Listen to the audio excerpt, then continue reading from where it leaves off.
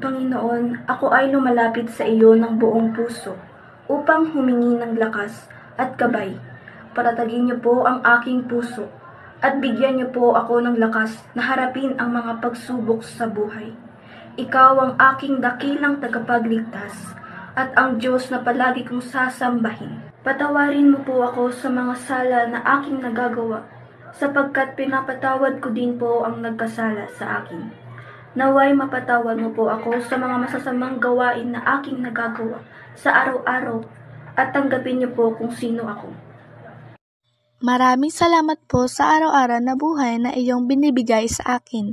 Salamat sa inyong pagmamahal, lakas at paggagabay na binibigay mo sa akin sa lahat ng hamon sa buhay.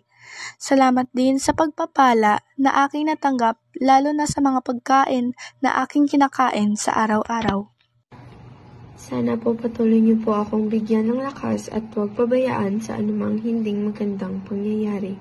Bigyan niyo po ako ng mahabang buhay at sana tulungan niyo po ako na maabot ang pangarap ko sa buhay at bantayan niyo po ako sa araw-araw at ilayo sa mga sakit.